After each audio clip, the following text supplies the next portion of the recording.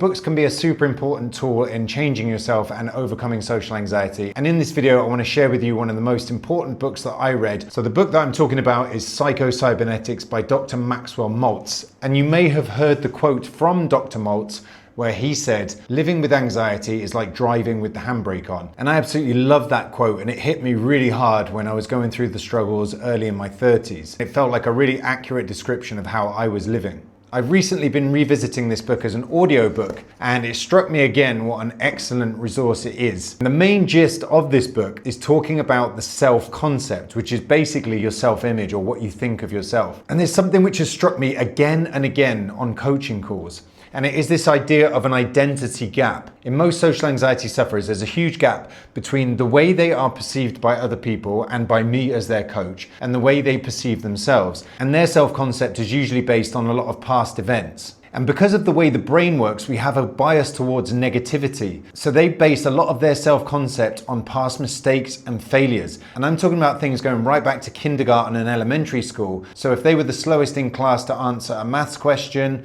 or they did something stupid in kindergarten, that gets embedded in their mind, and they create this negative belief that they are dumb, they are stupid, they're the goofy kid. And this stays with them right up into adulthood. And time again, I'm absolutely amazed to see these charismatic, intelligent people who are still stuck in this belief that they are lacking and deficient, and that's what's feeding their social anxiety. So a big part of my work is to help clients change their self-concept, and that's exactly what Maltz talks about in this book, changing your self-concept. And then by doing this, you close the identity gap, the gap between how you see yourself and how the rest of the world sees you. And I've discovered through years of coaching that the best way to actually close this gap is to stack up real-world evidence. It's no good just repeating affirmations in the mirror. Your brain is not stupid, it responds to evidence. So this means stepping outside your comfort zone, doing things that scare you a little bit, and showing yourself that you are a new person, and showing yourself that you're somebody that you respect. There are a number of exercises in this book which are also helpful